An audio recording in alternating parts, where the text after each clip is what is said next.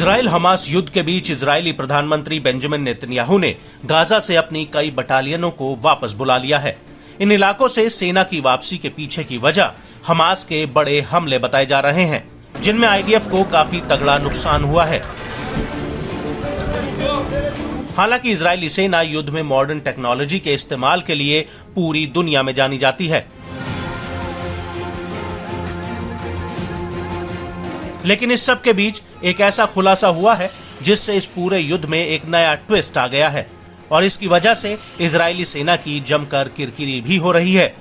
दरअसल गाजा में इजरायली सेना ने हमास के लड़ाकों को ढूंढने के लिए ट्रेंड कुत्तों का इस्तेमाल किया है, जिनके दम पर आईडीएफ ने हमास के खिलाफ कई बड़े ऑपरेशंस को अंजाम दिया है। लेकिन अब एक ऐसी खबर सामने आई है जिससे गाजा युद्ध में एक नया ट्विस्ट आया है। दरअसल इजरायली समाचार पत्र येडिटो एरोनॉट ने खुलासा किया है कि गाजा में हमास के खिलाफ इजरायली सेना की ओकेट्स यूनिट के ट्रेंड कुत्ते ऑपरेशन को अंजाम देने में नाकाम रहे हैं। इजरायली न्यूज़पेपर का कहना है कि आईडीएफ के इन कुत्तों पर फिलिस्तीनी लड़ाकों के बड़े कुत्ते हमला कर रहे हैं, जिसकी वजह से इजरायली सेना के ट्रेंड कुत्ते गाजा में अपने मिशन को अंजाम नहीं दे पा रहे हैं। इजरायली न्यूज़पेपर का कहना है कि हमास के लड़ाकों के बड़े कुत्ते ओकेट्स यूनिट्स के डॉग्स पर हमला कर रहे हैं। गाजा में कई जगहों पर हमास के लड़ाके इन बड़े कुत्तों को घरों में चेन से बांधकर छोड़ रहे हैं, जिससे इजरायली सेना के ट्रेंड डॉग्स भ्रमित होकर मिशन से भटक जाएं। और अब इन हालातों से बचने के लिए इजरायली रक्षा मंत्रालय यूरोप से मेलिनो नस्ल के ट्रेंड कुत्ते खरीद रहा है, जिनका गाजा में इस्तेमाल किया जाएगा।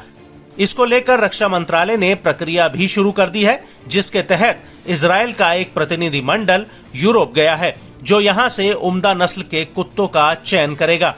लेकिन आपको ये भी बता दें कि अभी तक ये बात पुख्ता रूप से साबित नहीं हुई है कि हमास गाजा में बड़े कुत्तों का इस्तेमाल कर रहा है। इजरायली अखबार की रिपोर्ट के मुताबिक आईडीएफ नीदरलैंड और जर्मनी से मेलिनो नस्ल के कुत्ते खरीद रही है। इसके अलावा इजरायली सेना विस्फोटक को पहचानने वाले रेस्क्यू और हमलावर कुत्तों को अन्य देशों से खरीद रही है। न्यूज़पेपर का कहना है कि ओकेट्स यूनिट के कुत्ते आईडीएफ को खतरनाक इलाकों को चिन्हित करने और उन इलाकों की पहचान करने में मदद करते हैं जहां पर या तो आतंकी छिपे रहते हैं या फिर उन्होंने हथियार या रॉकेट छिपा रखे होते हैं।